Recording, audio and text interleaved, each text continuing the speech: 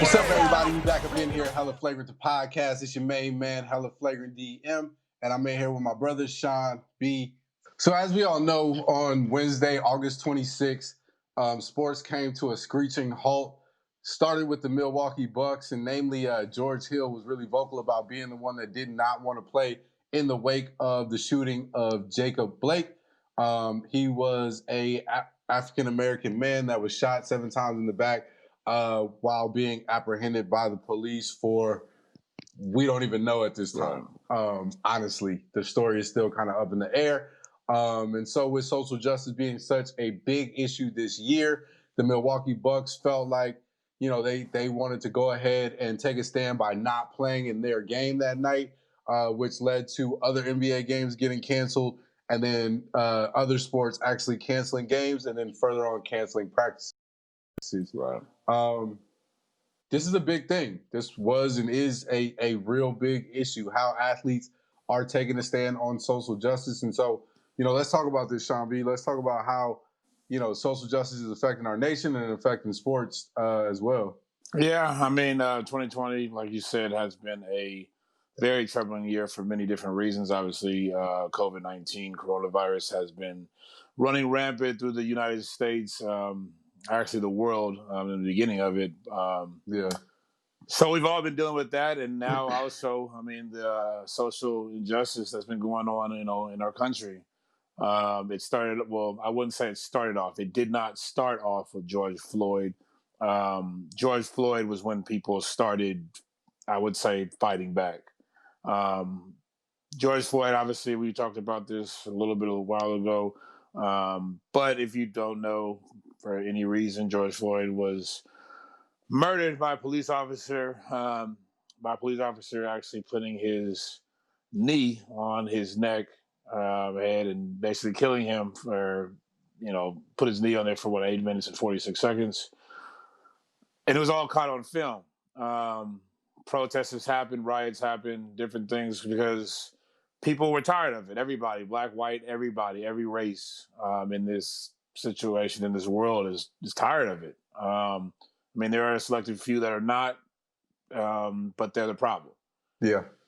So that being said, at the time there was no sports because of COVID-19. So a lot of the players from the NBA and all over sports, I'm not going to say they just the NBA, football, baseball, every sport, they stood up. They led marches, they led protests all over. And the NBA especially has been very vocal about making changes. Their players have been very, very, very strongly, demanding change from, not just, I wouldn't say white people, but, all races basically. And obviously, in government and the top of the food chain, right, with, our so-called president at this time. But to fast forward to what's going on now, like you touched on, Jacob Blake obviously was shot in the back, I think 6 or 7 times by a police officer in front of his children, mind you, in Kenosha, Wisconsin. And was paralyzed. He lived through it, thankfully, but he is now paralyzed from this situation. And now, since the NBA has started back up, a lot of sports have started back up. Football has not yet, but they will start in a few weeks. The NBA, they wanted to take a stand. They're tired of it. Having the situation happen in Wisconsin, which is where Milwaukee is, which is the home of the Milwaukee Bucks. They wanted to come out and be the first team to basically take a stand and protest by not playing in the game. Right. So their game against the Orlando Magic was canceled, basically. And then, it was 2 games also that followed that game that day, which was Oklahoma City Thunder and the Houston Rockets, as well as the Lakers and the Portland Trailblazers.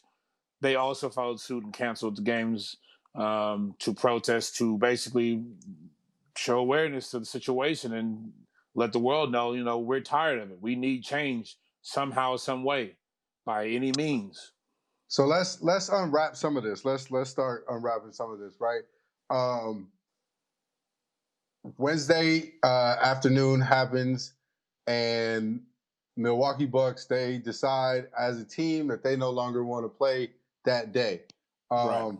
And in some respect, to some reports, some players at that moment were discussing the option of not playing at all anymore. Right. And so with that comes a ton of questions. Obviously, that some are still left unanswered, but some, I have some answers. But some of the questions that came up were, okay, well, how much of the responsibility do and should players carry when it comes to social justice reform? How much of this lies on them? How much and how strong of a statement is not playing basketball or in any sport in that matter? How strong of a statement is that against social justice or injustices? And several other questions that come from that. But let's kind of get into that. Let's dig into where do we see athletes kind of in their role as, I don't even know to call it, because we've given them these titles of leaders for change and for social justice change, but is that right? Is that rightfully so? Is it the burden that they have to bear? Like, where are we at with that? Yeah, I mean, we talked about this before, and I kind of have strong feelings about it because, as much as I approve and applaud anybody standing up, anybody in the world, including sports icons, figures, whether it be basketball, baseball, football, tennis. There's been a few tennis players that have come out. Just any sport, anything. I applaud them for what they're doing. Obviously, we know about Colin Kaepernick, who did it actually 4 years to the day when the NBA decided to protest for Right. Jacob Blake. But I don't feel that. I feel that as of right now, a lot of people are looking for um, professional athletes maybe to take on this burden of being the outspoken leaders for the situations. LeBron James has been very outspoken about his feelings. I mean, he's put together campaigns and different things for the community, as well as brought awareness to different people as best he can. I'm not just saying him as one person, because not everybody, but a lot of people in professional sports have done things that he has done also. But there's also, in the same sense, I don't feel that he has to do everything that he's doing. I think what he's doing is a plus. I think it speaks a lot about him as a person, but I don't think that we should expect him to do everything, or NBA players or professional players to do everything to lead the moment or the movement by themselves. I feel like we all have voices in this situation. We all as black, brown, whatever race, even white. If you feel that something's wrong, I mean, you should do something, what best you think can provide to help this situation out. But I don't feel that it's the players' position, while as in them taking or protesting and not playing. I feel like their platform, their platform is better suited by them, you know, being on TV, spreading their word by, you know, I mean, I know the NBA has the Black Lives Matter symbol on the floor. I know they've been very outspoken about anytime they've had interviews, wearing different things on their clothing, their shoes, obviously on the back of their jerseys, they have different slogans. I think using their platform is the best thing for them to do right now, to continue to speak, because when they play, people watch. And the more you keep putting something in people's head, the better that they will, come accustomed to it, and it'll become natural. By them protesting, I understand what they're trying to do.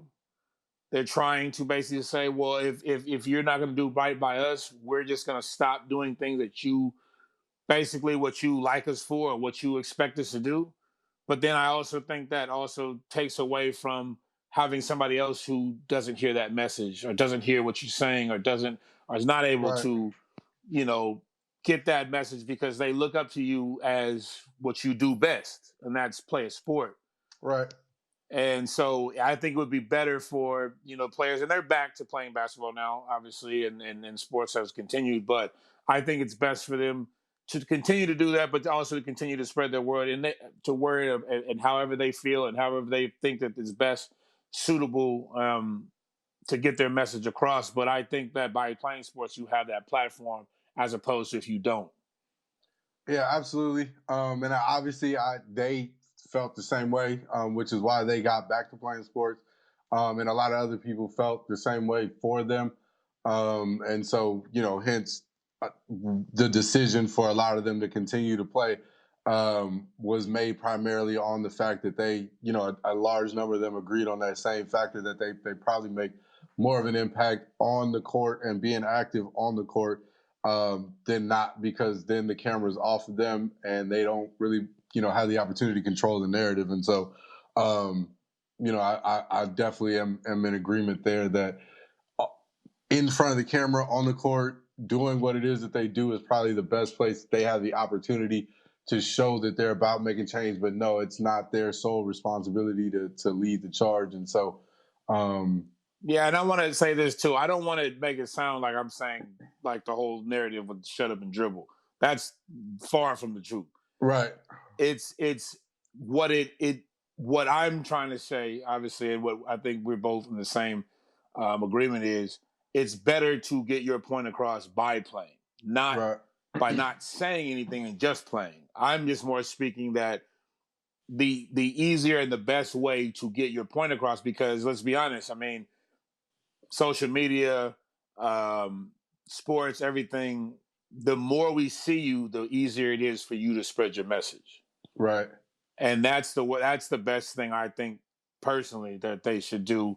But also in the same sense that you cannot expect players to have to do everything for this Yeah, movement. nah, and I mean, I'm gonna go out and say this, and this is probably gonna steer off the topic of sports just a little bit, and people can feel however they want to towards me for saying it. But to me, the realest issue in our country with this situation is that we don't have enough real black leadership, and Right. as a people, both black, brown, white, whatever, we have held black athletes and celebrities to a standard that says, hey, you are charged with being the voice of whatever needs to happen for these communities. And these guys came up just wanting to play a sport for the love of that sport. They never Right. were charged with or taught to become social leaders. You know what I mean? And so to put them in that spotlight, yes, they have the platform. Yes, if they want to impact change, them being on that platform, they should use that as an opportunity to do so. But as a country, again, like you said, and I'll say it again, they should not be the only ones, and they should not be solely responsible. And I'll go Right. back to the Colin Kaepernick situation. Um, I'll say this time and time again, I applaud Colin Kaepernick for stepping into that role because honestly, literally, he sat down as to avoid any sort of commotion about the flag. Like it was never his intention to be this guy. If anything, Right. it was okay, I'm gonna stay out of the limelight. I don't want to make a big fuss about not standing up and putting my hand over my heart for the flag. I'm gonna sit down. Other people Right. brought the attention to it. Other people made him this guy and this leader, and he stepped into the role of, okay, I'm gonna take the charge of being an athlete that's going to be vocal about social injustice and making change for my community. But really and truly, he didn't have to. He could have Right. just been like, you know what? Well, forget it. Y'all put me up under all this scrutiny. I'm going to just shut up and stand here and not say nothing about this flag thing and try my best to stay on the team. But he took that role on. You know what I'm saying? Right. And so I Exactly. applaud him for doing that. And I applaud any other athlete that wants to stand up, that is doing what they can, because as an African American male in America, life is tough in general. You know what I'm Yeah. saying? And so, as a celebrity, with all of the other things that you carry on you, to go ahead and want to step out on that limb and risk being the next Colin Kaepernick and risk being ostracized from the sport that you love and being ostracized from your celebrity status by going ahead and speaking up, I gotta kind of applaud those guys for that and say, hey, you know what? we as a people need to make sure that we're supporting those efforts and that we do what we need to do on our end so that our athletes are not the only ones look to lead this charge every time something happens, because the truth of the matter is this isn't the last time it's going to happen. I mean, we hope, right, but let's be honest. Yeah, and even to say that with the Kaepernick situation, I mean, Kaepernick, obviously he lost his job because of this. And like you said, he wasn't even trying to bring attention to himself at the time. He was doing something that he felt was right. He was thrust into a role and he lost his job because of it. Now, in the same situation, things are happening and people are looking and they're saying, well, Colin Kaepernick was right. And I can't believe, all this is happening. Colin Kaepernick was right. Well, everybody, every single person, if they actually look in their heart, knew Kaepernick was right. This is not something that just happened today or yesterday or last week or 4 years ago when Colin Kaepernick did this. This has been going on forever. And We that's the all have problem. known all this stuff forever. Just because somebody takes a knee, and that's where I think that we've talked about this before, which I literally cannot stand, that people still associate somebody's basically taking a knee for a situation and still consider it being something hateful towards a flag. I understand Right. where people are trying to make this, comparison because of the military, because of situations. That's been out the window. This never was about the flag. And I understand this might ruffle some people's feathers and everything like that, and that's fine. But the whole thing about it is this situation that's happened now in terms of Jacob Blake, in terms of George Floyd, Breonna Taylor, all this has been Ahmaud Arbery. Arbery. This has been going on forever. I mean, let's go back to Emmett Till if you need to do that. Like this, it doesn't just change because somebody took a knee. Like that's why people are so upset. That's why the players have been protesting. But at the same time, if you're criticizing Colin Kaepernick, LeBron James, Chris Paul, or anybody else who's been doing all this stuff to try to bring awareness to the situation, and you're criticizing for that, then you're in the wrong because they are only doing something to make you see what has been happening forever. Right. And so, it's not even like, again, I'm not to get too far off the sports topic, but it's not even like black people are asking for much more than equality. Like, we're doing all this for equal rights. Exactly. The same treatment. Like, and that's the thing that's got to click for people, is that at some point, if you want to stand here and cheer athletes of color, if you want to stand here and be a part of urban culture, if you want to stand here and say that you are with all people and all lives truly do matter, then you have to stop and understand why people are taking the stances that they are taking, are upset the way that they are upset, why sports is stopping. And some people are mad. Why do sports have to stop? Because they have to stop and make you take notice and stop for a moment and say, hey, listen, look, you guys love this game so much, you love this pastime. Well, this is our life. Right. And as much as you love these games that we play, our lives are at stake and on the line. And we have to stop and let y'all know that that's what's really going on. And I'm not saying taking one day off of sports is going to be the end of social injustice. Obviously, that's not the case. However, if the athletes don't know what else to do, if that's what they feel like, hey, this is my opportunity to do something, I'm going to stand with them and say, okay, well, I'm glad you guys wanted to do something. Now let's take that something and build upon that something, and let's do something from that. But I'm never going to criticize them for that, because you can't dictate how somebody wants to respond to such traumatic incidents time after time after time after time again. You know what I mean? You can't judge somebody for how they want to respond to that. Right. And I mean, let's just be honest, and not to say too much, but I mean, people need to hope that these responses and how people are going about it in the right, correct way is the only response that happens. Because you do not want the other responses to come out if you keep poking at people. That's just bottom line. And I mean, everybody in sports we're a sports talk show, so we're talking about sports right now for the most part. Just applaud what they're doing. Yeah. Don't criticize anything. Don't, even if you don't feel the right way, they're doing it because that's what they believe in. Just like people who believe in the opposite way, if you do what you wanted to believe in, we're going to do what we want to believe in. Yeah. So just be cool with situations that have been going on. Right. Yeah. Because I mean, yeah, I ain't even gonna touch on it, but obviously, you could be of the opposite side, shoot people at a protest, and walk past. So yeah, let's keep it real cool. Yeah. Let's keep it real cool on that note. So again, there is no obvious answer to what you know the call for change and social justice is ultimately going to be. But obviously, athletes are taking a stance from sport to sport. The NBA being the most vocal about it, and the sport that's allowing their players to be the most vocal about it.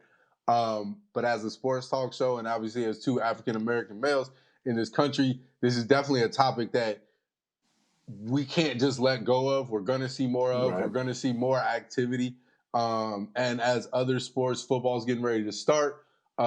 Baseball is making strides to be a part of change. We're definitely want to make sure that we stay on top of this and stay talking about this. And so we're going to keep talking about this topic. We're Right. not, it's obviously not something we're going to talk to at length, but it's definitely something that's going to be on the forefront of our minds because it's good. It obviously affects all walks of life. Yeah, very much so. Very much so. So getting into some other topics still, not easy topics to get into. We've had some sports figures pass away, some very, very notable sports figures pass away. We're going to start off with Cliff Robinson, longtime Portland Trailblazer, was an all-star, definitely a guy that, was a player's player, was an ultimate teammate, just an all-around, dog down low, and, just a great player. And so it's sad to see Cliff Robinson passed away at the age of 53. Yeah. This past week. And so, I don't know, you have some words on Cliff? Yeah, I mean, Uncle Cliffy, that was his nickname. I mean, he played for the Warriors for a small stint. Always had that headband, man. That's all I can remember is that dome with the headband. Yeah. You know what I'm saying? He was not the original, but he was one of the stretch fours. Right now we got a league full of guys, big and small, that can shoot the ball. If you can't shoot, you can't play. Basically, is how the NBA works now. But Clifford Robinson could hit that three. I will say that. I mean, he was one of the 6'10", 6'11", stretch out, hit the three-pointer when need be. But like you said, you touched on it. I mean, I don't know the man obviously personally, but I mean, everything I've read and everything that people have said about him in terms of being an ultimate teammate. I mean, the guy, he did everything. He brought his lunch pail every day. Yep. You know what I'm saying? I remember he actually had a dunk in a game, which was pretty funny. He was playing with Vince Carter on the Nets, and they both were running down at the same time. Obviously, Vince Carter for being one of the highest flyers there was. Right. And this was back when he actually could jump. But Clifford Robinson came down in the break, and Vince was running with him, and obviously you would think that he would give it off to Vince so Vince could do a highlight. Nah. Cliff said, no, my time. Cliff went up to dunk. Vince acted like he was going to block the shot. Kind of like something funny in the game, even though I think they probably lost the game by a whole bunch. But, I mean, that just speaks a lot to him as a person. I mean, somebody that would goof around and play around, you know what I'm saying?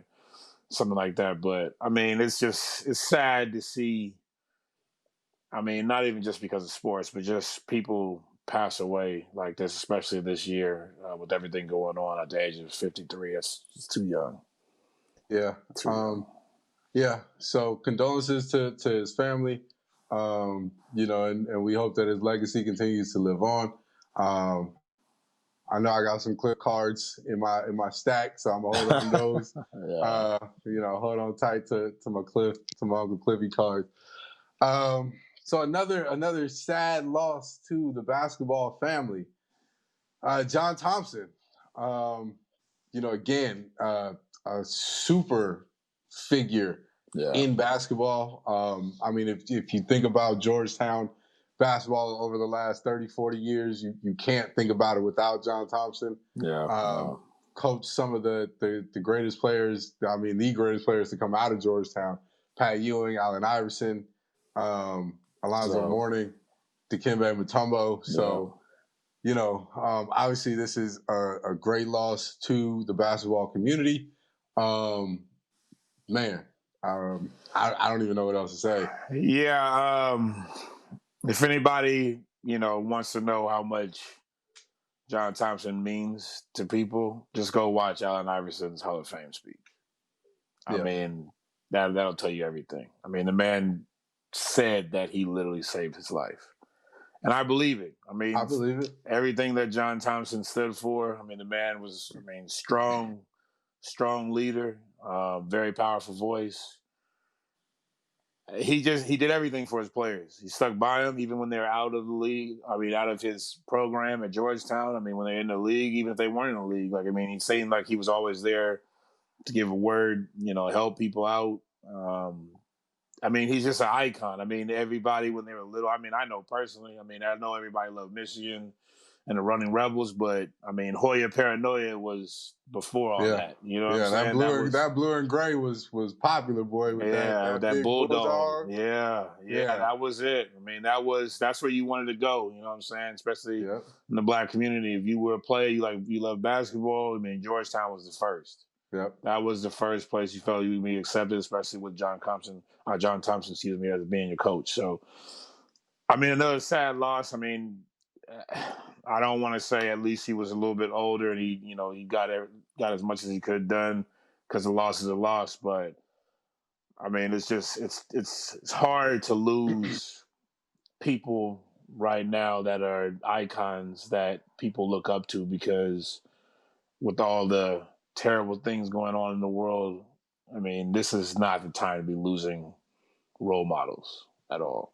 Right. And I think that's where it kind of starts to hit the most, is that it seems like with this year, it's just been back to back with so many people that are, like you said, role models, guys that have helped craft other role models. You know what I mean? Like he himself is a role model, but he's made other players, he's helped groom them into men to the point where they've helped other people. To where his son, obviously has followed in his footsteps and is doing the same thing, crafting young men through the game of basketball and helping build them. And so, it's tough when you start to lose people like that, and you start to lose a number of people like that. It becomes tough because it is a time in the world where you'd like to have more of those people around. You'd like to have more of those people highlighted and active in the community as much as they can be. But you also want to go ahead and honor John Thompson for the work that he did do while he was here, and you want to thank him, and you want to make sure that you're thanking people like him while they're still here, and making sure that we're supporting those guys that are helping to create men and women that are stand-up individuals in all communities. And so, again, condolences to the family of John Thompson. And we just, as fans of sports and basketball specifically, we just thank him for his service to the game of basketball and to the guys that came underneath him. Yeah, I want to touch on another person, obviously, too. Lute Olson. Yep. Lute Olson is the same. Somebody who did everything for his players. Lute Olson was the coach for the Arizona Wildcats for many years. He's the same. A player's coach, somebody who, coached like was it Miles Simon, Mike Bibby, Steve Kerr, Andre Iguodala. The list goes on. There's players that come out of Arizona that are better men for it. And he passed away also last week, and it's hard, regardless of who it is. These are leaders. These, I can't say that enough. Being a college coach in basketball, developing young minds and being able to put them into the world, whether it be through the NBA or through not. you have to keep these players on the right the right path so they can graduate, so they can go into the NBA, so they can go into the workforce. I mean, they're leaders, regardless of if they're basketball coaches, football coaches. I mean, I know people don't really think of sports in general as being, it's just a game. It's not. These people Yeah. prepare people for lives. You know what I'm saying? Like, I mean, I wouldn't be where I'm at if it wasn't because of sports. Right. So I mean, their impact means a lot. And then when you have situations like the passing of great leaders, it hurts because even if you didn't play for their organization, or even if you didn't, you looked up to them because you knew what they could do. I wanted to play for John Thompson. I wanted to play for Lute Olson and play for the Wildcats. Everybody did at some point. So, Right. it still does mean something, regardless if you're there, if you know the person or not, because you know what they meant to the world. Yeah, absolutely. And I think, um, with the way that things are in terms of the media today, I think oftentimes when negative things happen, coaches looked at as responsible, and coaches looked at as, hey, you're supposed to be setting an example for these guys. And so I think that, again, being able to highlight people that have done a good job of leading men, and on the positive side of that, being able to showcase guys that have been true leaders and true makers of men, something that needs to happen, and that definitely needs to be showcased more. And so guys like, Lute Olson, obviously we just mentioned John Thompson, but these kinds of guys in a time like this are guys that definitely need respect, definitely need the spotlight. And guys that are coming up like them before we lose them need to get that same sort of Yes. spotlight. Because I think, again, it's easy to criticize them when things go wrong, but I think as things go right, and we see the kinds of things that they are doing in a positive way, a light has to be shined upon them in that way too, so that we can continue to create more people like them. Right. Um, and continue their legacies, and so that the legacy of Lute Olson can continue to live on. I think that we make sure that we give them their flowers while they're here, and we I agree. continue to do that, but also, obviously pay respect as they've moved on. And so, again, with Lute Olson, same, we pay respect to his family, and we thank him for the service that he has given to the basketball community, and to the guys that have moved on outside of sports, and the impression that he's left upon them as well. Yeah, very much. And so I know this touches outside of the realm of sports completely, but we'd be remiss if we did not pay our respects to Black Panther himself, Mr. Chadwick Boseman. Um, I don't even know where to start. I will say that, first of all, I like many people didn't even know that he was sick, and obviously how sick he was, Right. and how long he had been sick. And so knowing that, further kind of, just kind of gave me a deeper respect for the work that he put out, over the last 4 to 5 years, knowing what kind of conditions that he was facing. And so, yeah. Yeah. Chadwick Boseman was one of the best African American. I mean, he's one of the best actors, period. But being an African American man, leading the way with Black Panther, I think a lot of people related to that because he was a Black superhero. Yep. Um, that role that he played gave a lot of people hope. Yeah.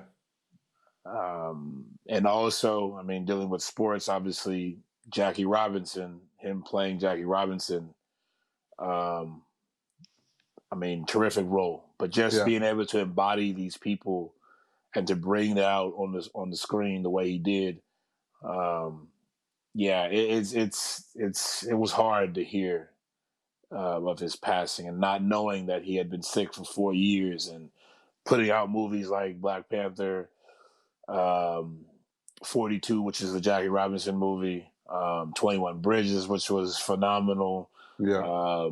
The Five Bloods that was on Netflix recently. Yep. I mean, the list goes on and on. Those are just a few. But I mean, he was such a great actor, and the way that he transformed into his roles, it's almost eerie to even think that he could be going through something for so long Right. and still be able to transform himself into these characters and play them to, with such precision and accuracy, but not being able to see what actually was happening in his own life. Right. I mean, it speaks for itself. And I know, I read something today with Michael B. Jordan and how hard he took the situation. I mean, he was his co-star on Black Panther, but I mean, you could tell that how much he affected his life as well. So, yeah, I mean, it's tough. It's tough to see all this happen right now. And I can't say that enough because, we haven't talked about this because we weren't doing the podcast at this time. But I mean, we still want to bring up Kobe Bryant because despite it being a while ago, it still affects people, I believe. I know it still affects me. Absolutely.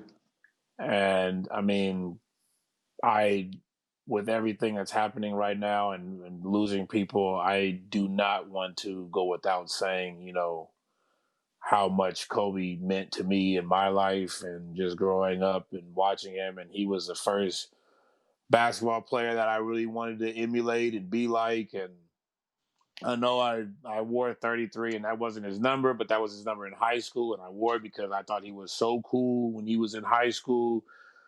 And I mean, just going on and following him through his whole career and seeing the man he became, seeing him with his girls and obviously losing his daughter at the same time of the helicopter accident with Gigi and seeing her become the basketball player and kind of take his persona on. And it's tough, A24 just passed, but I wouldn't feel right without saying something because I know we weren't able to talk about it. We talked about what we could do by saying something. So yeah, and for me, as weird and eerie as this year has been, eerily enough, I was in LA both the weekend following Kobe's passing and on 8/24 this year. right. And so, I can't say enough. Kobe, for me, Kobe was the first player that I loved to hate. You know what I'm saying? Yeah. I love Kobe's game, but I also was like, man, I don't want to, because he played for the Lakers. I'm a Warriors fan. Like you're down the block, and I can't always root for you. But when you go to the finals, yeah, I'm a root for you guys. You know what I'm saying? Right. Like, yeah. I'm gonna go ahead and rock with y'all. But anytime you playing against us, no.